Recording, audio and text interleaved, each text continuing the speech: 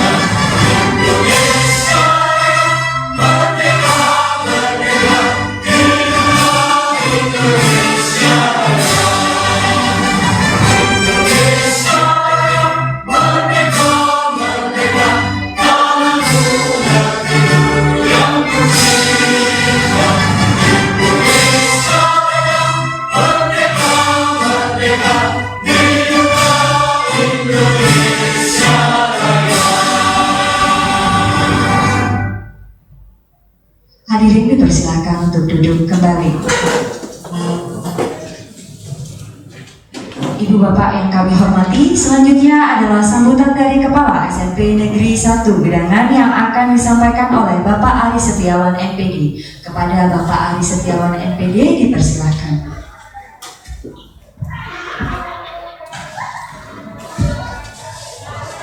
Bismillahirrahmanirrahim. Assalamualaikum warahmatullahi wabarakatuh. Alhamdulillah, alhamdulillahilladzi hadana lihada wa ma kunna linahtadiya laula an hadinallah. Asyhadu an la ilaha illallah wa asyhadu anna Muhammadan abduhu wa rasuluhu la nabiyya ba'da. Allahumma shalli wa sallim ala sayyidina Muhammad wa ala Muhammad. Rabbi shrah li sadri wa yassir li amri wahlul 'uqdatam min lisani yafqahu qawli. Yang saya hormati seluruh Bapak Ibu pendidik dan terutama pemateri Bu Evi dan Pak Mujib selaku calon guru penggerak yang insya Allah semoga Allah memberikan kemudahan sehingga dalam perjalanannya mengikuti diklat guru penggerak membawa dampak dan manfaat bagi siswa kita, sekolah kita, bagi kita semuanya, sehingga apa yang diperoleh itu bisa membawa manfaat bagi kita semuanya. Kedua kalinya salam serta salam semoga tetap dilipat junakan pada junjungan kita Rasulullah Muhammad SAW yang telah memberikan uswatun hasanah, contoh yang baik, dan kita bisa membedakan, memilih dan memilah mana yang baik dan mana yang tidak baik. Ibu bapak yang saya hormati, di sini ada diseminasi budaya positif ya. Diseminasi budaya positif. Kalau kita melihat dari budaya positif, maka ada hal-hal yang sinergi, apakah antara guru, siswa, aturan-aturan yang ada di sekolah itu merujuk pada budaya positif. Artinya di dalam jenjang SMP semua siswa yang ada di satuan pendidikan atau di sekolah di tingkat SMP ataupun SD, SMP maupun SMA, kalau di SMA sudah punya pemikiran yang lebih, tetapi di SD dan di SMP terutama itu semua kegiatan harus diawali dari pembiasaan. Jadi kalau tidak ada pembiasaan, maka hal ini akan ditinggalkan oleh para siswa. Kalau dulu ketika saya belajar komputer itu ada namanya WYSIWYG, artinya what you see is what you get. What you see is what you get, itu apa yang dilihat itu yang didapatkan. Tapi kalau di sini kan what student see is what the student do or the teachers do kan gitu. Jadi apa yang dilakukan oleh siswa, apa yang dilihat oleh siswa itu yang akan dilakukan. Jadi perilaku ini yang harus ditanamkan terutama di SD dan di SMP, di tingkat SD dan SMP. Oleh karena itu budaya positif harus senantiasa kita gelorakan. Dimungkinkan kita senantiasa menghindari hal-hal ataupun perkataan yang mengatakan jangan, kan gitu. Jangan, misalkan ada anak lari, jangan lari, lama-lama yang terdengar itu larinya.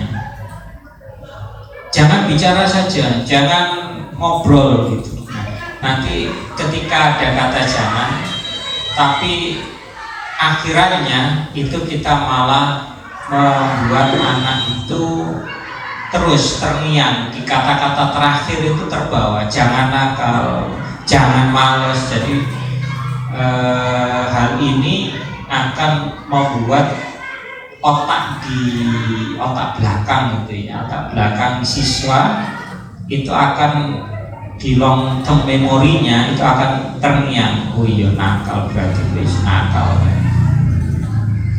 Tapi ketika kita ubah kata-kata itu dengan kata-kata motivasi, misalkan ada yang berlari, ya diminta untuk jalan.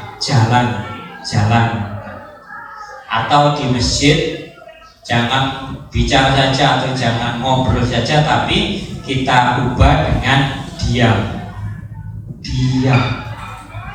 begitu. Jadi hindari kata jangan, karena kata jangan diikuti oleh kata yang senantiasa diingat oleh anak.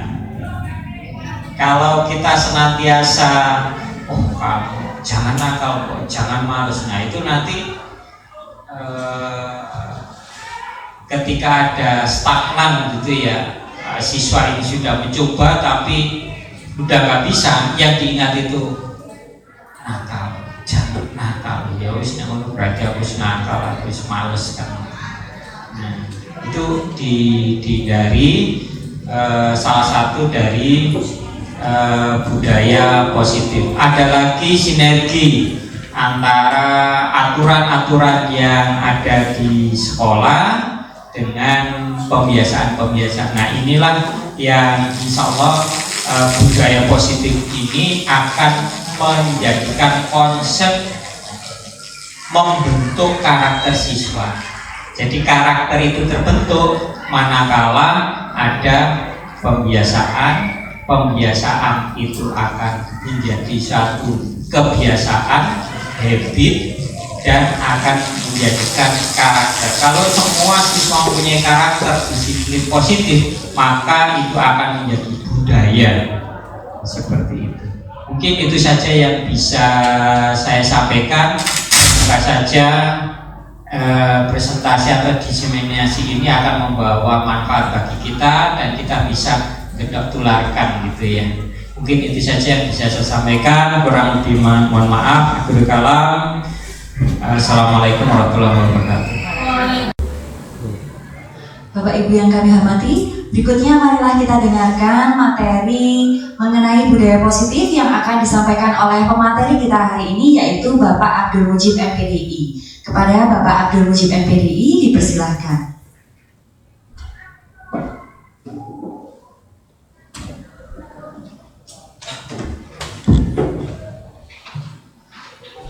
Baik Bapak Ibu, Assalamualaikum warahmatullahi wabarakatuh. Bismillah, alhamdulillah, wassalatu wassalamu ala rasulillah, ma ba'du. Ibu Bapak yang kami hormati, sehat semua ya? Alhamdulillah. Karena penting Bapak Ibu untuk menjaga kesehatan, baik kesehatan pikiran kita, kesehatan badan kita maupun kesehatan jiwa kita. Baik Ibu Bapak, terima kasih sudah hadir di ruangan ini untuk bersama-sama kita akan mencoba untuk menggali lebih lanjut bagaimana budaya positif khususnya di sekolah kita. Ibu Bapak sekalian, kenapa harus ada budaya positif? Karena sesungguhnya budaya positif ada nilai, sebuah nilai keyakinan yang kebiasaan di sekolah yang berbeda pada murid agar dapat berkembang menjadi pribadi yang kritis. Artinya bahwa keyakinan pada nilai-nilai budaya positif ini harus terus dikembangkan khususnya pada murid atau peserta didik. Sehingga ketika kita mengharapkan peserta didik kita menjadi manusia-manusia yang berprofil pelajar Pancasila, maka tidak bisa dilepaskan dari nilai budaya positif yang ada dalam materi nanti. Sebagaimana kita ketahui bahwa Ki Hajar Dewantara sering mengumpamakan bahwa sekolah ini sebagai ladang atau tempat persemaian, di mana di dalamnya ada bagaimana kita melihat kondisi tanah, bibit tanaman, kemudian bagaimana cara memberi pupuk dan air supaya seimbang, kemudian membasahi sehingga harapannya tanaman itu bisa baik seperti yang kita harapkan. Apa relevansinya dengan sekolah? Sangat relevan Bapak Ibu. Anak-anak ini sebuah bibit yang memang harus kita desain menjadi manusia-manusia yang bermutu. manusia-manusia akan bisa meneruskan bagaimana bangsa kita. Maka ketika kita bicara sekolah, kita bicara pendidikan, sesungguhnya kita berbicara nasib bangsa. Maka anak-anak harus disiapkan untuk menjadi manusia-manusia yang siap meneruskan pembangunan, khususnya manusia yang berkarakter sebagaimana dalam tujuan pendidikan di Indonesia ini. Nah, bagaimana kita menjadikan anak kita? Kita harus tahu kondisi anak. Kemudian bagaimana cara pembelajaran? Kita mengetahui kondisi murid dan sebagainya. Baik, selanjutnya Ibu Bapak, salah satu cara yang dilakukan oleh guru untuk dapat membantu peserta didik atau siswa supaya tumbuh secara maksimal mempunyai profil pelajar Pancasila adalah dengan membangun budaya positif. Budaya positif ini tidak bisa serta-merta kemudian muncul, tapi harus kita ikhtiarkan dalam bentuk sebuah konsep dan bangunan yang utuh, di mana berpihak pada murid. Kalau selama ini pendidikan kita teacher oriented, kemudian materi oriented, maka dalam budaya positif harus dikembangkan pada berpusat pada murid atau peserta didik. Nah, dengan berpusat dikembangkan melalui keadaan dan disiplin positif di sekolah. Baik, kita akan coba gali lebih lanjut ya, apa itu disiplin positif. Ya, Ibu Bapak sekalian, tujuan dari disiplin positif sesungguhnya adalah menanamkan motivasi, spirit bagi anak-anak kita untuk menjadi apa yang dikehendaki sesuai dengan cita-citanya, dengan kepercayaan diri yang ada dalam dirinya. Jadi sesungguhnya Ibu Bapak sekalian, anak-anak ini sebuah potensi yang perlu dikembangkan menurut kemampuan dan potensinya yang ada dalam dirinya. Posisi kita bagaimana nanti akan kita jawab dalam sebuah rumusan nanti di dalam materi ini.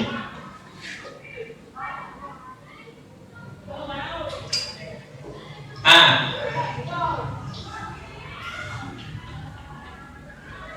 ya banyak. Sebentar.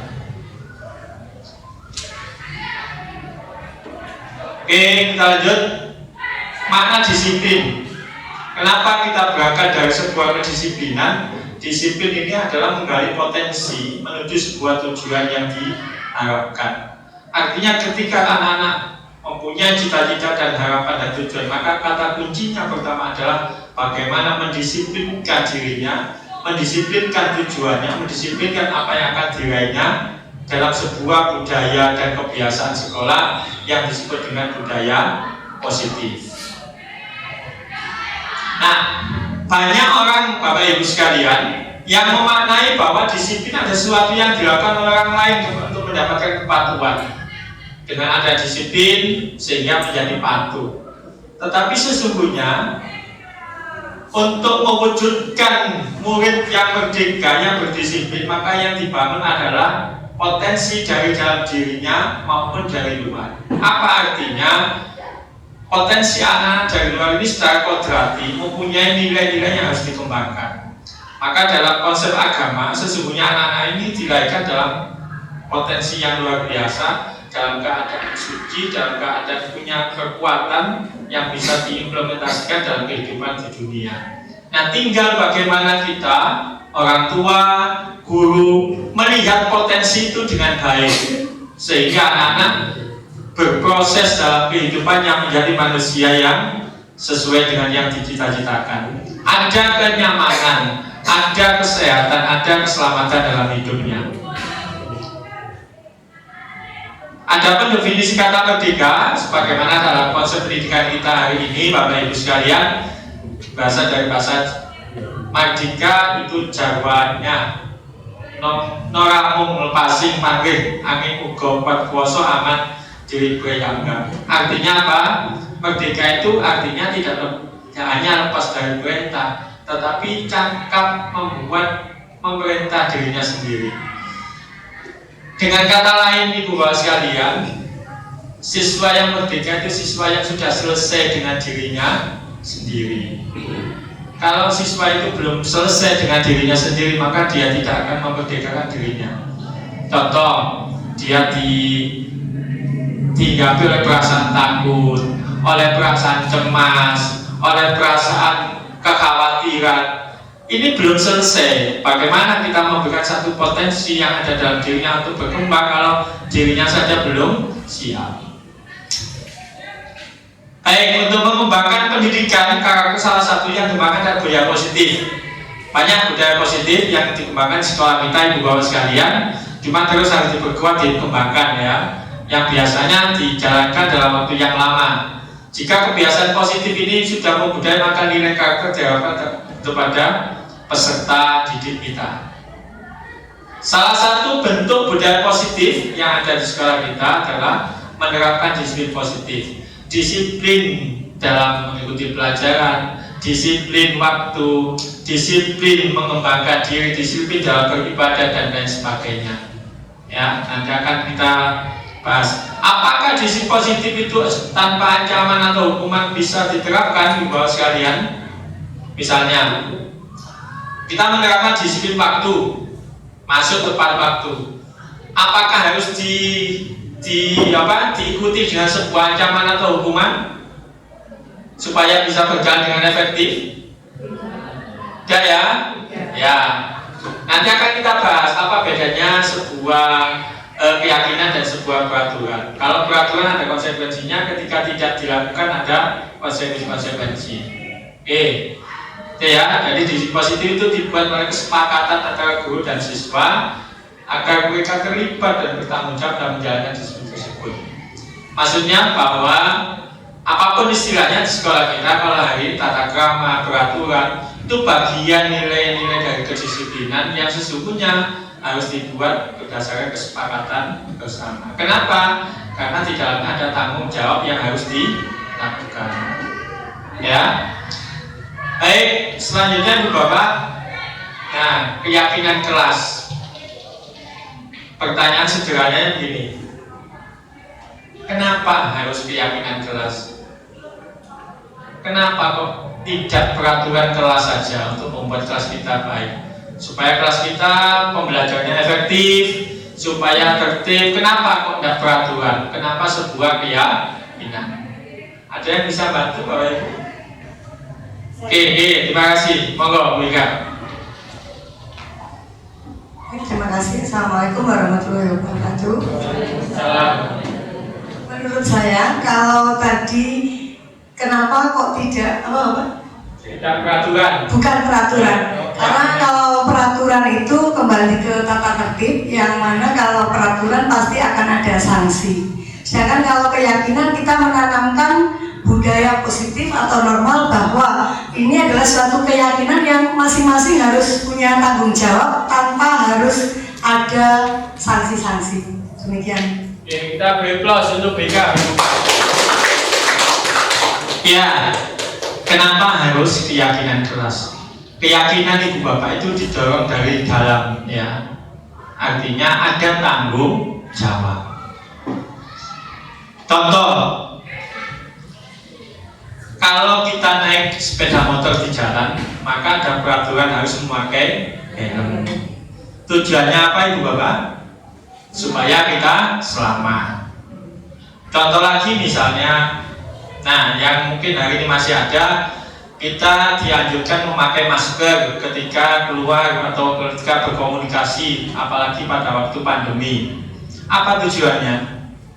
Supaya kita terhindar dari segala sesuatu yang tidak baik, supaya sehat lah, ya. Nanti supaya selamat, supaya sehat, supaya sejahtera. Nah, nilai-nilai keselamatan, nilai-nilai kesejahteraan, nilai-nilai kesehatan itulah yang disebut dengan sebuah keyakinan. Jadi tidak ada kemudian, kalaupun ada tanggung jawab masing-masing, maka sanksi, hukuman tidak akan berlaku ibu bapak sekalian, karena mereka punya tanggung jawab masing-masing. Itu ya, itu bedanya. Nah, Mengapa adanya keyakinan keras penting untuk terbentuk sebuah budaya positif? Apa yang bisa mungkin Bapak Ibu gambarkan dari sebuah pertanyaan? Mengapa sih keyakinan keras itu penting kalau kita ingin menciptakan sebuah budaya positif? Apa itu Bapak? Karena untuk menciptakan sebuah budaya itu dimunculkan dari sebuah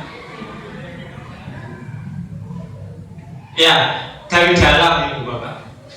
Yang penting itu dari dalam masing-masing. Apapun bentuk peraturan, apapun istilahnya lah. Tapi kalau dalam diri kita, dalam hati kita tidak ada tanggung jawab untuk melaksanakannya, ya tidak akan bisa terlaksana dengan baik. Kemudian bagaimana mewujudkan sebuah keyakinan yang efektif, yang akan kita bahas. Oke, selanjutnya,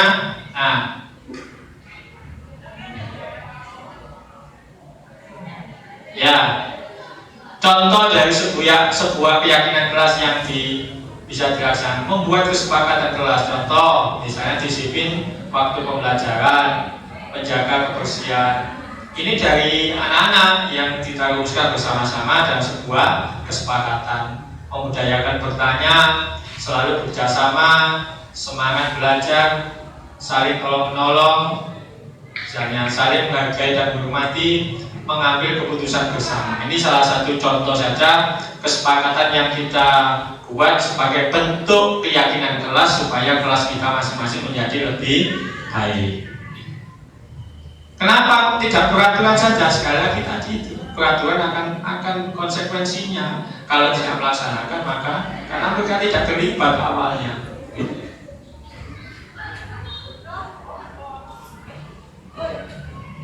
Kita seringkali memandang bahwa hukuman adalah bentuk yang sama dengan proses pendisiplinan. Sepakat Bapak Ibu bahwa hukuman itu bagian dari proses pendisiplinan? Tidak. Bisa. Ya, bisa muncul, bisa tidak. Layarnya. Tidak apa-apa, santai saja. Ayo, kalau ada yang mengatakan bahwa hukuman itu bagian dari proses pendisiplinan, sepakat Bapak Ibu? Sebagai salah satu langkah dalam proses disiplin murid. Oke, akan kita jawab di sini nanti. Nah, apakah hukuman itu identik dengan pendisiplinan? Tidak, ya? Kenapa alasannya Bapak Ibu?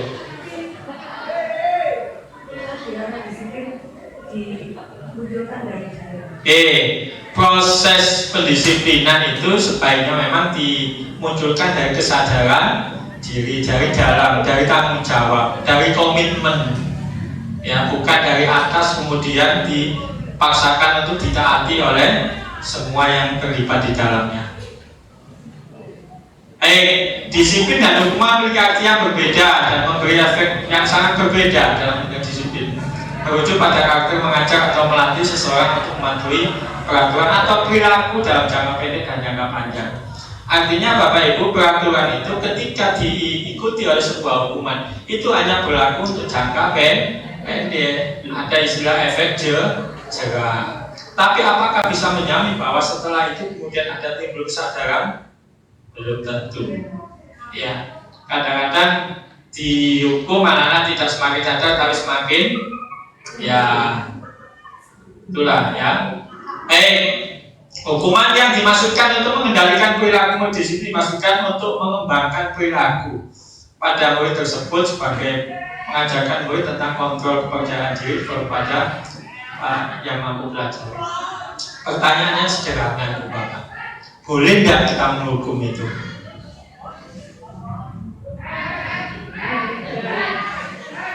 Pertanyaan sederhana ya, yang mungkin seringkali kita pengalaman kita lakukan.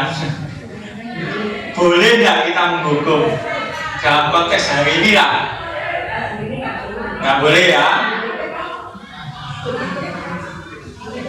Iya, nanti akan menarik. Saya Bu Bapak, nggak apa-apa gitu. Ketika ada wali kelas menahan sampai begini, saya santai saja, nggak pernah ada yang kemudian terbawa emosi. Bukan saya tidak peduli, tidak. Ada sisi lain yang perlu saya lakukan sebagai pendekatan. Kita ini ibu bapak sekalian, sesungguhnya tidak bisa memaksakan anak untuk bisa berbuat baik. Ya, tidak bisa ibu bapak sekalian.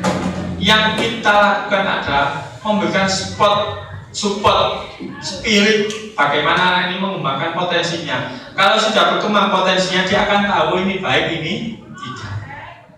Kalau anak-anak dipagari dengan sebuah peraturan ketat, dengan diimbangi dengan hukuman, mereka akan berkomunikasi dengan itu saja. Keluar dari sistem itu, mereka tidak akan mau melakukan lagi. Contoh, ketika di sini dipaksa keras berseragam, anak tanpa kesadaran keluar dari sekolah Bapak Ibu, mereka lepas. Karena sudah keluar dari aturan yang dimainkan di sekolah ini, sudah merasa bebas. Karena itu sebuah peraturan. Tapi kalau anak berdasarkan sebuah keyakinan, kesadaran, dimanapun ketika pakai seragam, baik dalam sekolah, kemudian proses pulang di rumah sebelum diganti, pasti dia akan dilepas. Ibu bapak pernah nonton pemain bola? Ya, pemain bola itu kalau masuk kelihatan pertama kan rapi begitu ya, kemudian difoto. Setelah main 5-10 menit ada yang dikeluarkan, ada yang keluar sendiri. Tapi saya mengamatinya Bapak Ibu, ada pemain-pemain yang memang tertib Pak, sampai selesai itu tidak pernah. Iya. Oh. Ya, ini pengalaman yang berikan. Ya. Oh ya. Itu peraturan. Tidak apa-apa ya. Artinya di sisi lain mereka timbul kesadaran, memang ini. Bukan karena sudah main tidak apa-apa bebas. Hukuman bukanlah strategi disiplin yang bantu kita mencapai tujuan. Justru hukuman memiliki dampak jangka pendek ataupun jangka panjang berpengaruh pada kemandirian murid. Kita sering dicontohkan di Bapak kalimat per kalimat, slogan-slogan yang kita sampaikan kadang-kadang masih akan diingat oleh anak ketika mereka sudah dewasa. Ya, maka berperilaku positif saja. Oke, hal yang melekat pada benak murid ketika mendapatkan hukuman adalah rasa tidak nyaman dalam menjalani hukuman. Yang kita khawatirkan ibu sekalian, ketika kita menghukum anak, itu anak tidak sadar tapi timbul kebencian yang bertambah pada kita. Ini yang kita khawatir. Sehingga ketika mereka melakukan kesalahan yang kedua, mereka sudah tahu pasti akan jadi panggil. Maka dia akan pasang badan untuk bisa melawan. Dan dia sadar bahwa dia melakukan. Karena dia tidak menerima apa yang kita berikan, karena mereka tidak nyaman, maka ketika dihukum apapun ya dilaksanakan. Tapi setelah itu ya mereka tidak akan bisa berbuat lebih baik lagi. Ini makanya nanti perlu kita, hukuman bukanlah strategi disiplin ya. Oke. Apa yang bisa kita lakukan mencipta budaya positif? Satu, fokus pada kesehatan mental. Kenapa kok tidak kesehatan fisik Bapak Ibu? Ada guru olahraga saja ya bagiannya. Kita bagian mentalnya saja.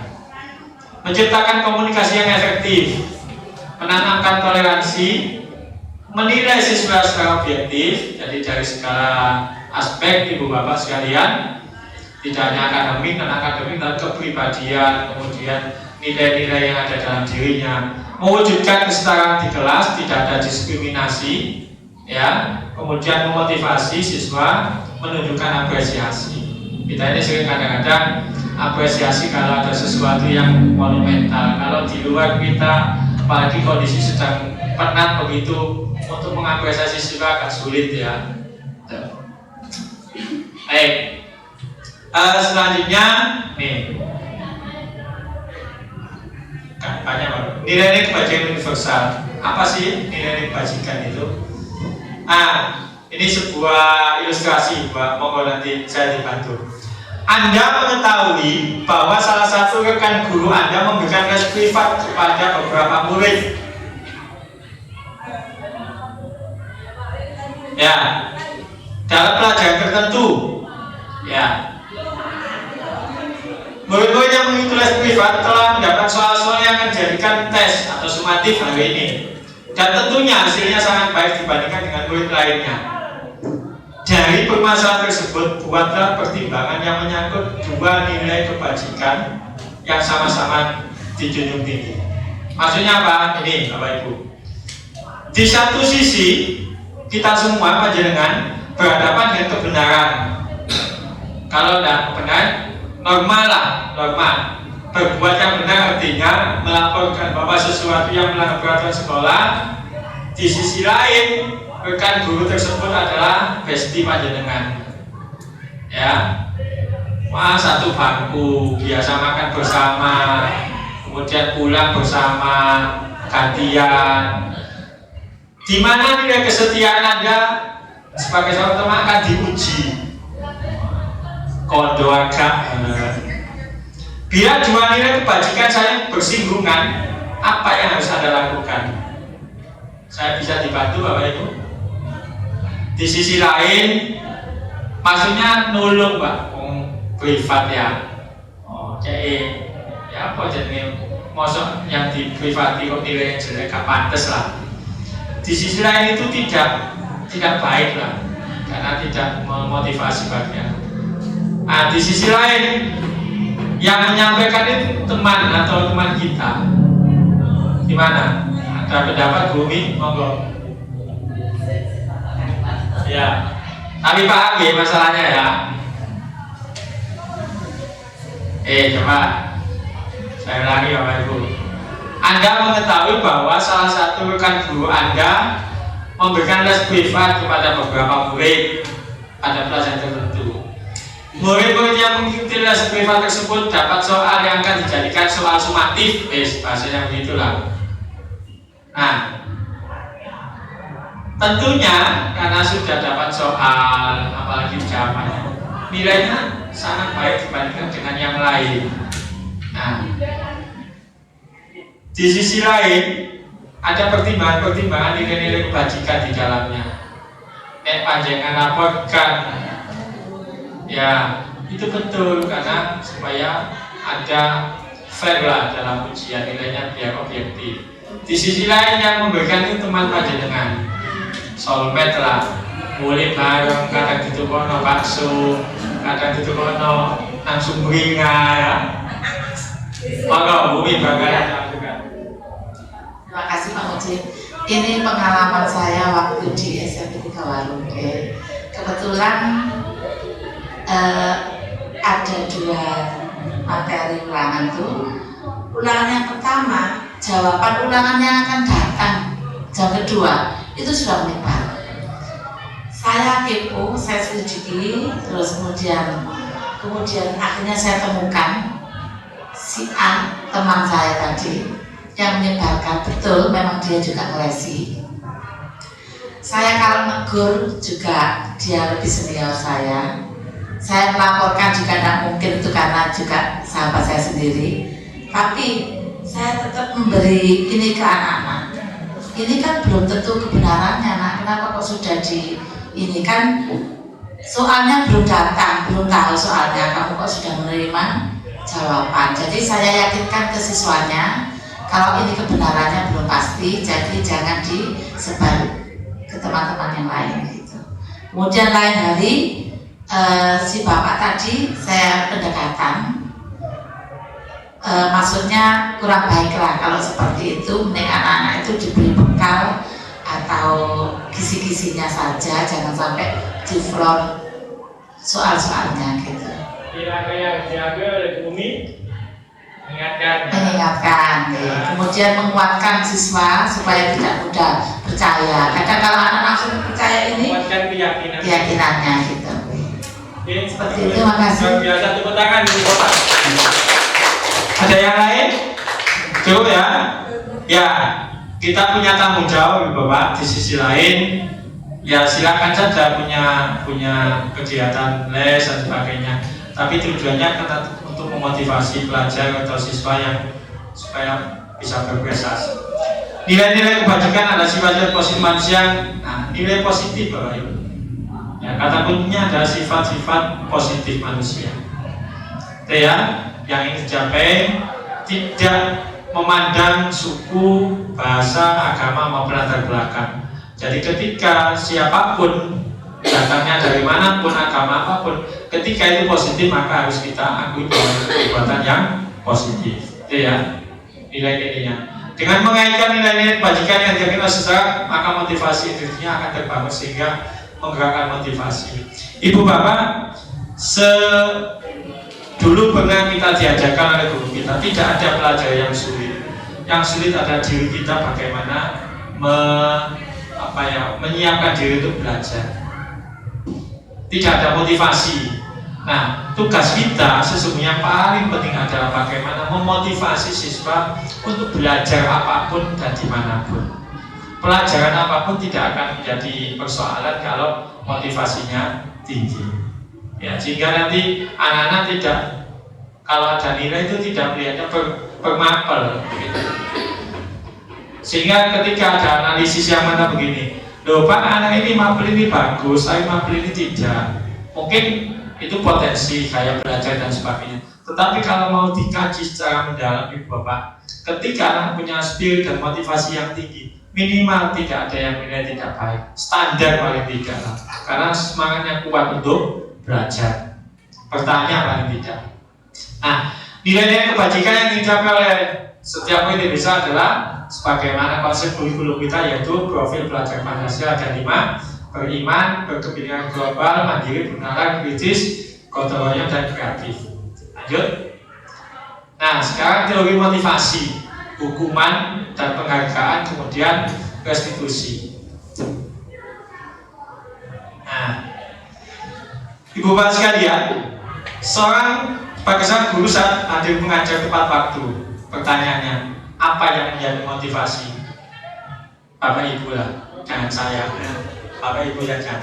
Apa sih? Saya juga datang setiap hari tepat waktu. Ketika ada pertanyaan, apa sih motivasi Bapak Ibu? Monggo Bu Miftah. Terima kasih atas kesempatannya. Yang menjadi motivasi saya untuk datang tepat waktu setiap hari adalah karena guru merupakan contoh bagi siswa. Jadi ketika saya hanya memberitahukan melalui kata-kata besok harus datang pagi, besok jangan terlambat. Nah itu kurang membekas di ingatan mereka, kurang bisa menjadi keyakinan. Tapi jika saya bisa mencontohkan dengan datang tepat waktu, besoknya mereka akan melakukan hal yang sama karena mereka juga yakin. Terima kasih. Oke, luar biasa, tepuk tangan Bapak Ibu. Ya, kata kuncinya adalah contoh dan keteladanan. Bagus, coba kita lihat. Ada 3. Apakah Anda datang gitu ya tepat waktu karena tidak ingin ditegur oleh atasan atau kemudian mendapat surat peringatan, menghindari ketidaknyamanan atau hukuman? Ada 4 sebenarnya di sini Bapak Ibu, nanti yang satu luar biasa. Yang kedua, Anda ingin mendapatkan pujian dari atasan Anda dan mendapatkan penghargaan sebagai guru karyawan yang berprestasi, teladan. Kemudian yang ketiga, Anda ingin menjadi orang yang menghargai waktu, menghargai diri sebagai teladan bagi murid-murid Anda karena Anda percaya tindakan Anda sebagai guru akan dicontoh oleh murid. Tadi yang disampaikan oleh Bu Miftah, yang ketiga luar biasa. Ada yang keempat Bapak Ibu. Apa? Khawatir ditutup pintunya oleh Pak Imam.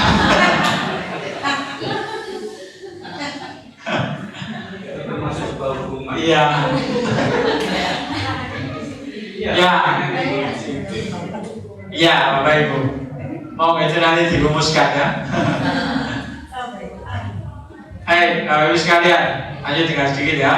Manakah motivasi yang paling kuat berdasarkan Anda, atau bahkan kombinasi dari 2 motivasi, atau bahkan ketiga-tiganya? Tambah 1, yang keempat tadi ya. Baik, kita lanjut. Kebutuhan dasar manusia termasuk peserta didik. Apa saja Bapak Ibu sekalian? Pertama, kebutuhan bertahan hidup, survive ya. Siswa kita, murid kita, itu ketika ada masalah biasanya ada ego.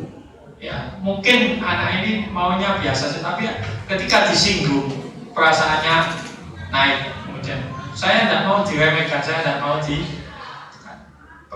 ketika itu dilakukan mereka merasa terhina, tidak punya harga diri.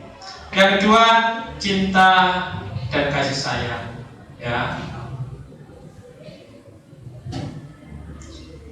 Untuk membangun sebuah keyakinan budaya positif didasari dengan cinta dan kasih sayang ya. Ya, makanya Bapak sekalian sering kita berdoa. Ini mohon maaf ya, kita yang harus kita hindari Bapak sekalian.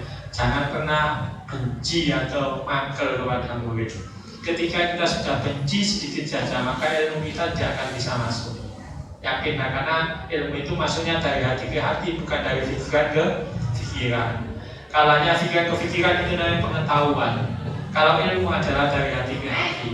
Ketika kita sudah ada rasa benci menyampaikan itu, yakinlah bahwa ilmu itu tidak akan masuk. Kalau pengetahuannya iya, pengetahuan itu tidak harus sekolah loh Pak. Bukan, Google sudah dapat pengetahuan, tapi belum dapat ilmu. Itu ya, bedanya itu. Maka harus ada cinta dan kasih sayang. Kalau orang dulu mengatakan yang dulu ummah bi aini rahmah, melihat seseorang itu dengan cinta dan kasih sayang, sehingga tidak ada rasa kebencian. Apapun yang dilakukan oleh siswa, ya kita tangani, kita tertibkan, tapi jangan sampai ada didasari dengan kebencian. Ini yang harus kita hindari. Kebebasan, ya freedom. Kadang-kadang anak ini bebas, tapi kebebasan ini juga harus kita batasi. Kesenangan, ya siapapun inginlah. Kemudian terakhir kekuasaan, power. Orang biasanya kalau punya power kekuasaan itu bisa melakukan sesuatu. Nah, bagaimana dengan kondisi di sekolah kita? Poin pertama, kebutuhan bertahan hidup adalah kebutuhan yang bersifat fisiologis untuk bertahan hidup, misalnya kesehatan rumah, makanan, seks sebagai bagian dari proses reproduksi. Bukan cuma saja. Yang keempat, kebebasan menentukan pilihan.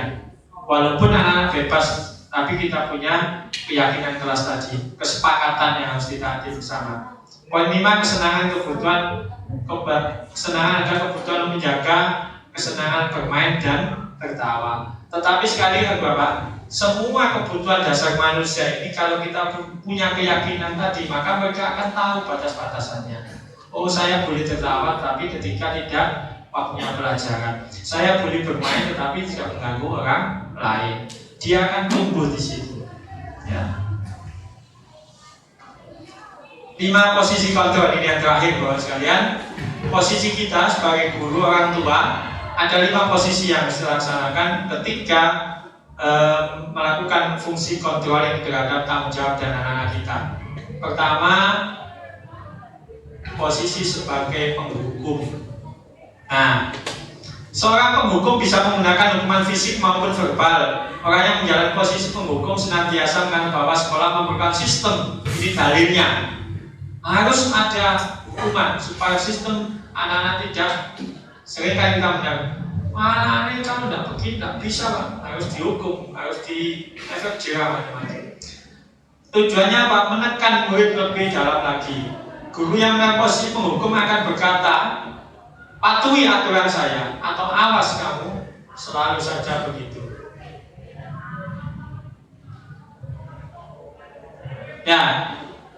Ya, jadi awas dulu ya, awas kalau tidak mengerjakan. Di fungsi kita bukan yang guru tapi pengawas Bapak Ibu. Awas ya, masih mending asal bukan satpam saja fungsi kita ya. Awas mencolot dan sebagainya. Nah, guru seperti ini senantiasa percaya hanya satu-satunya cara menghukum itulah membuat guru bisa melakukan tugasnya dengan baik.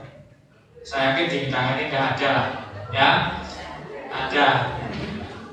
Ada yang komentar maksudnya. Baik, ya ini monggo menjadi evaluasi kita bersama dengan cara. Kemudian selanjutnya, nah posisi teman. Guru pada posisi ini tidak menyakiti murid, namun akan tetap berupaya mengontrol sebagai persuasi. Guru di posisi teman menggunakan dukungan baik dan humor untuk mempengaruhi seseorang. Katakan, ayo bantulah dari Bapak ya. Ayo ingat, tidak bantuan Bapak selama ini ya, sudah kali tidak apa-apa.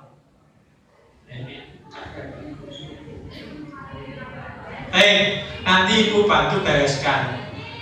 Tetapi Ibu Bapak harus difahami bahwa ada sisi positif dan negatifnya. Negatifnya adalah ketika posisi teman ini tidak memberikan bantuan, siswa bisa mengatakan begini, loh Bapak bukan teman saya ya, kok tidak bantu. Karena mereka menganggap sebagai teman. Ketika tidak mendapatkan bantuan hal yang positif, maka mereka akan bereaksi. Gitu. Contoh, ketika kita tidak membantu misalnya, mereka akan kecewa dan berkata, saya pikir Bapak Ibu teman saya, kok tidak bantu? Nah, begitu. Karena mereka menganggap bahwa teman itu untuk membantu, ya, mereka kecewa. Hal lain yang mungkin timbul adalah akan bertindak untuk guru tertentu itu saja. Ini yang harus dihindari. Dia akan baik kepada guru karena yang dianggap teman. Kepada yang lain merasa tidak teman, maka dia tidak berlaku yang sama. Ya, murid akan tergantung pada guru yang bersangkutan. Oke. Kemudian yang ketiga, monitor atau pemantau. Memonitor berarti mengawasi. Pada saat kita mengawasi, kita bertanggung jawab atas perilaku orang yang kita awasi. Proses pemantauan berdasarkan peraturan dan konsekuensi. Jadi ada sebuah peraturan, tugas kita sebagai monitor, ya. Kemudian pertanyaan diajukan biasanya, peraturan apa yang kamu lakukan, sanksi atau konsekuensi apa. Nah, tetap berkaitan dengan ini karena sebuah peraturan itu mesti ada konsekuensi atau hukuman. Ini fungsi monitor. Nanti posisi kita di mana Bapak Ibu? Coba kita. Yang keempat, manajer. Manajer adalah posisi mentor di mana guru berbuat sesuatu bersama murid, mempersilakan murid, mempertanggungjawabkan perilakunya, mendukung murid agar dapat menemukan solusi atas persoalannya sendiri. Lebih banyak menjadi fasilitator, supporting lah, bukan follower Bapak Ibu ya. Seorang manajer telah memiliki keterampilan posisi dimanapun, baik di teman maupun pemantau. Di manajer, murid diajar untuk menganalisis kebutuhan dirinya maupun kebutuhan orang lain. Di sini penekanannya bukan pada kemampuan membuat konsekuensi, namun dapat berkolaborasi dengan murid untuk memperbaiki apabila ada kesalahan yang ada. Contoh, ketika ada masalah Bapak Ibu, anak akan digali. Kenapa? Sebabnya kamu lakukan. Kenapa kamu melakukan ini? Pasti ada sebabnya kan? Tidak, kamu ini setiap hari, kamu ini salah. Ketika sudah divonis semacam itu, kita tidak akan menggali lebih lanjut. Ya, maka ketika kenapa sih kamu kok lompat? Kenapa kamu mencuri? Pasti ada sebabnya Bapak. Nah, di sini fungsi nanti pendampingan dan sebagainya. Dan terakhir, manajer atau posisi mentor sudah ya tadi. Nah, kemudian yang terakhir segitiga restitusi. Ini cara penyelesaian di beberapa ya. Jika murid melakukan pelanggaran, apa langkah kita? Siapa yang mengingatkan? Apakah kita beri hukuman atau kita maafkan saja? Biasanya bagaimana Bapak Ibu? Ada siswa kita yang melanggar peraturan. Apa dibiarkan saja? Apa diberi hukuman atau kita maafkan saja? Ya wis tak apa-apa deh, wis jadi kamu masih anak-anak ya. Besok pokoknya jangan diulangi. Apa begitu? Begitu bahkan ada tanggapan monggo. Ya.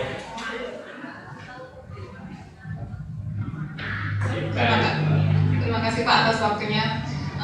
Yang kami lakukan biasanya kalau pertama kali mungkin kita ingatkan, karena kan kalau pertama kali itu mungkin kesalahan secara tidak sengaja. Tetapi kalau sudah berulang kali berarti anak sudah memiliki kebiasaan seperti itu. Nah, itu yang harus kita lakukan tindakan. Dalam artian kita gali penyebabnya apa, terus kita kita cari solusinya bersama. Jadi ada kesepakatan antara kita dan si anak. Gitu. Ya, tepuk tangan luar biasa. Ya, jangan lupa ketika ada persoalan kita menggali lebih dalam bagaimana sumber masalah itu. Karena ketika kita ingin mencari solusi tanpa tahu sumber masalahnya pasti tidak tepat, gitu ya. Mungkin spekulasi kan, tapi tidak mendasar pada persoalan yang dihadapi. Oke, ada yang tinggal maafkan saja. Selama ini kebiasaan kita adalah langsung memaafkan atau membuat mereka tidak nyaman. Perhatian kita daripada kesalahan yang dilakukan daripada mencari bagaimana bagi mereka untuk memperbaiki diri. Contoh, ada kalimat-kalimat yang sebenarnya bisa, oh iya, tidak apa-apa, kesalahan itu memang sifat manusia. Tetapi kalau berulang-ulang itu bukan manusia. Tapi ya, artinya kan begitu Bapak Ibu. Jangan manusia semua. Anak-anak kesalahan pertama manusia, kedua juga manusia, ketiga masih manusia sesungguhnya. artinya sifat kemanusiaannya perlu diperkuat ya. Nah, manusia itu boleh salah, tetapi salahnya sekali harus ada perbaikan selanjutnya. Mungkin juga kalian begini, untuk menguatkan supaya tidak merasa terpojok. Iya, dulu Bapak juga pernah begitu, tapi setelah itu saya sadar, kemudian bangkit dari kesalahan itu kemudian menjadi lebih baik.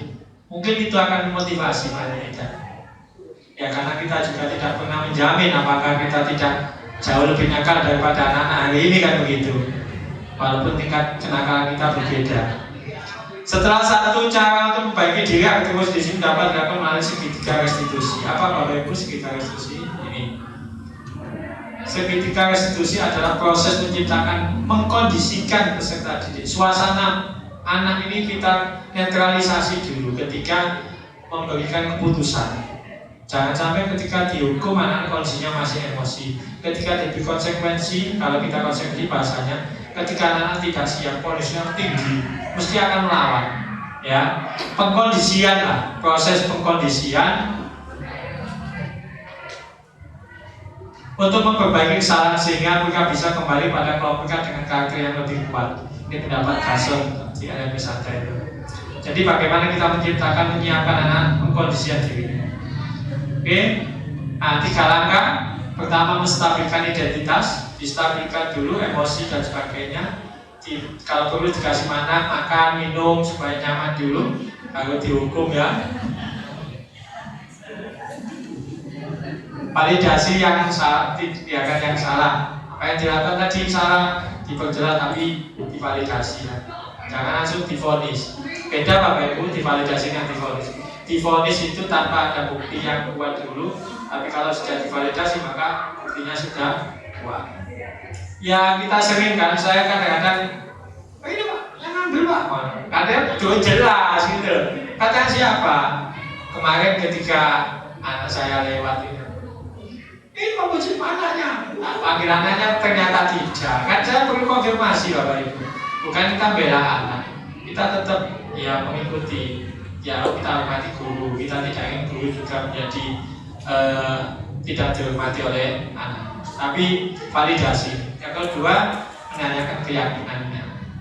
Dipastikan anak ini sadar bahwa yang dilakukan itu salah. Jangan sampai dia ngotot, oh betul ini Pak. Dia yakin bahwa yang dilakukan betul padahal salah. Ini harus tugas kita Bapak Ibu. Kalau anak yakin dengan kebenarannya, kita sudah tidak bisa memberi solusi. Loh betul Pak ini Pak. Jadi ngambil uang anak lain itu betul Pak keyakinannya, kan repot. Maka kita sulit. Maka menanyakan keyakinannya dulu. Oh iya Pak, saya salah. Nah ini sudah mulai kita bisa masuk. Nah bagaimana caranya Ibu Bapak? Jika mau berbuat salah, ya menstabilkan identitas, ada kebutuhan dasar mereka tidak terpenuhi. Biasanya begitu. Ya, bagian dasar sekitar restitusi memiliki tujuan. Contoh, dengan mengatakan kalimat ini, tidak ada manusia sempurna, ya, tetapi kita harus berusaha untuk menjadi lebih baik. Nah, contoh lagi misalnya, ketika dalam kondisi emosional maka otak tidak akan mampu berpikir rasional. Sekali lagi Bapak Ibu, kalau kondisi anak emosi, jangan tidak akan bisa normal. Mungkin kita ingin jawaban cepat supaya jelas masalahnya, tapi kita harus hati-hati. Saya mungkin dengan Bung atau siapa, ketika anak bohong, saya tahu Bapak anak ini bohong, ngotot lah, ya sudah lah, selesai dulu, besok saja. Karena saat ini tidak mungkin dipaksakan mengaku, kondisinya tidak stabil, emosinya tinggi, gitu. Maka ini yang paling penting. Tidak apa-apa, masih ada waktu. Ya, contoh kita bisa menstabilkan identitas murid agar murid kita bantu untuk tenang cari solusi. Nanti saja kita cari solusi. Yang kedua, Bapak Ibu, validasi tindakan yang salah. Maksudnya kita harus memahami kebutuhan dasar yang mendasari tindakan berbuat kesalahan. Menurut teori kontrol, semua tindakan manusia baik, jelek, dan buruk itu pasti ada tujuan dan maksudnya. Minimal iseng Pak. Kenapa kamu ngambil jam iseng Pak? Nah itu kan tetap ada tujuannya. Nah tujuan iseng ini yang perlu diluruskan. Dia akan tetap dalam masalah. Yang diperlukan adalah kita memahami alasan melakukan hal tersebut hingga murid merasa difahami, kemudian kita cari solusi. Yang terakhir Bapak Ibu, menanyakan keyakinan, restitusi. Yang ketiga, teori kontrol nyata bahwa kita pada dasarnya termotivasi pada satu atau dua. Makanya tadi dinyatakan keyakinannya. Paling penting menanyakan ke anak tentang kehidupan ke depannya yang dia inginkan. Ketika anak bersalah Bapak Ibu, coba kita gali, kamu sebenarnya mau jadi apa sih? Mau jadi angkatan, loh, masuk angkatan yang belum ini. Saya sering termasuk anak saya bilang, kamu jadi mau angkatan, masuk angkatan melakukan meke-meke dan jadi jangan tegas begitu ya. Ya itu paling tidak anak sudah kan, oh iya saya mau jadi ini kok melakukan ini begitu. Paling tidak kalau anak sadar kan begitu. Kita jangan untuk berpikir progresif ya apa yang di kedepannya. Dulu dapat bantu berikan fokus pada gambar ini. Nah, yang terakhir Bapak Ibu kesimpulan, melalui segitiga restitusi kita dapat mewujudkan mereka menjadi murid yang merdeka. Tadi bukan hanya terlepas dari penjajah, tapi memerdekakan dirinya. Mereka mampu menyelesaikan masalah dengan motivasi internal dan bertanggung jawab terhadap dirinya. Fungsi kita itu eksternal Bapak Ibu. Maka dalam Islam apalagi tingkat Nabi saja untuk merubah keyakinan, untuk merubah pemahaman kepada pamannya tidak mampu. Ya karena memang bukan tugas kita memberi hidayah itu. Kita ini hanya menjadi wasilah, menjadi pengantar supaya anak itu menemukan hidayahnya masing-masing. Ya kita harus sabar, kita harus ikhlas, kita harus sayang dan sebagainya. Maka tidak boleh ada rasa kebencian. Ketika kita sudah benci, maka hati kita tidak akan nyambung kepada anak-anak kita. Itu yang kita hindari buat sekalian. Itu Bapak Ibu sekalian, terima kasih. Ya, tepuk tangan untuk kita semuanya. Kami punya mohon maaf. Assalamualaikum warahmatullahi wabarakatuh. Ya. Baik, yang disampaikan yaitu mengenai budaya positif. Bapak Ibu yang kami hormati, selanjutnya adalah refleksi. Barangkali ada Bapak Ibu di sini yang ingin menyampaikan sepatah dua kata untuk refleksi kita hari ini. Persilahkan. Baik, Pak. Calon GP harus latihan. Maju aja nggak apa-apa di sini.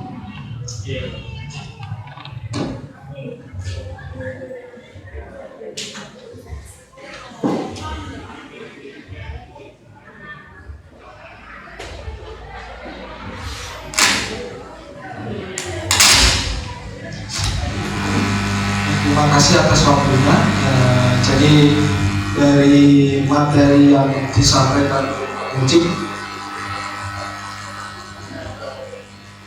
begitu luar biasa. Jadi menurut saya memang ketika perbedaan peraturan dengan, kalau saya menyebutnya kontrak belajar Pak Mujib, itu yang saya rasakan sangat berbeda ketika siswa itu melakukannya. Jadi di awal itu kalau kelas 8A itu saya tidak langsung mengajar, tetapi membuat kontrak belajar terlebih dahulu. Kontrak belajar itu ditujukan agar kelas tersebut nyaman, seperti itu. Jadi anak-anak mendeskripsikan apa yang membuat dia tidak nyaman, itu akan menjadi istilahnya kita sepakati, kemudian bagaimana kelas itu bisa berjalan, seperti itu. Beserta kalau saya menyebutnya konsekuensinya, jadi ada konsekuensi tertentu dan konsekuensinya itu juga dari anak-anak tersebut. Nah, di semester berikutnya kontrak belajar yang saya lakukan itu nanti dievaluasi juga oleh anak-anak. Jadi anak-anak itu memiliki kepentingan kelas saya itu mau saya apakan, seperti itu. Nah, itu menurut saya menjadi anak-anak itu lebih bertanggung jawab, dan jika anak-anak tersebut istilahnya melanggar kontrak belajarnya, mereka sudah tahu apa konsekuensi yang harus dilakukan, seperti itu. Dibanding ketika kita membuat peraturan yang sudah jadi, Dan ini hukumannya, itu anak-anak seperti terpaksa melakukannya. Menurut saya memang karakter anaknya dibimbing lewat kontrak belajar. Terima kasih. Assalamualaikum warahmatullahi wabarakatuh. Terima kasih atas refleksi yang telah disampaikan oleh Pak Iman. Semoga materi yang kita dapatkan hari ini mengenai budaya positif bisa kita terapkan dalam keseharian ketika kita mengajar. Untuk itu, marilah kita berdoa. Doa akan dipimpin oleh Bapak Rifai kepada Bapak Rifai di sini.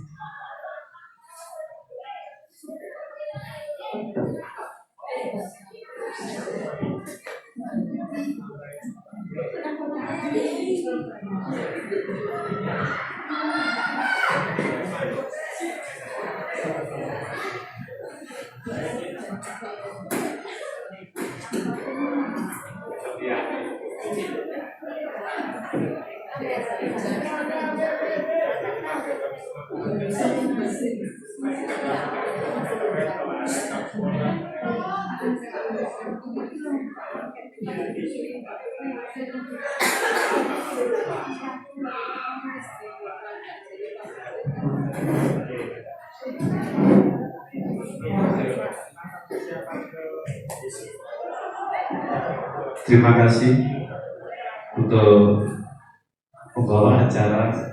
Saya tadi juga tidak tahu, kemudian ketika cabut. Assalamualaikum warahmatullahi wabarakatuh.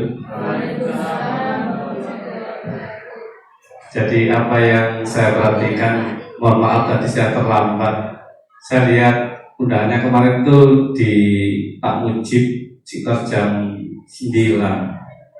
Ternyata di Bu Evi juga ada. Mohon maaf Bapak Bu Evi. Terus kemudian saya mendapat doa nih, alhamdulillah. Jadi apa yang disampaikan oleh Bu Evi tadi mudah-mudahan terimplementasikan kepada Bapak Ibu guru semuanya, sehingga kita bisa membimbing anak-anak dalam hal kebaikan dan menuju ke depannya itu anak-anak punya pemikiran yang positif bukan yang negatif. Untuk itu sekarang marilah kita berdoa. Al-Fatihah. Alhamdulillah.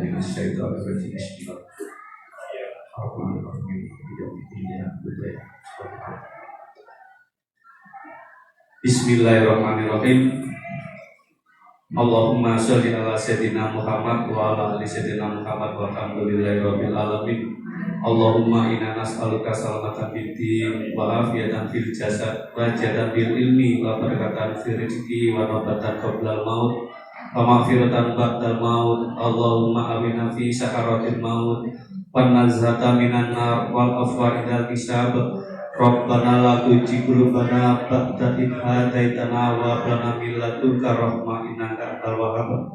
Rabbi habli minas sholihin. Rabbana hab lana min azwajina wa dzurriyyatina qurrata a'yun waj'alna lil muttaqina imama.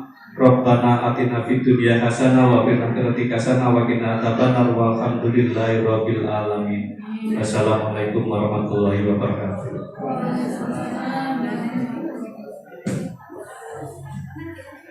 Terima kasih kepada Bapak Rifai atas doa yang disampaikan. Ibu Bapak yang kami hormati, acara ini acara telah kita lalui bersama sehingga kita tiba di penghujung acara. Terima kasih kami sampaikan kepada Bapak Ibu yang berkenan hadir pada kegiatan diseminasi budaya positif hari ini. Dan terima kasih kepada narasumber serta Bapak Ali Setiawan MPD karena telah hadir hari ini. Demikian acara hari ini. Mari kita akhiri dengan ucapan Alhamdulillahirabbil alamin. Wassalamualaikum warahmatullahi wabarakatuh.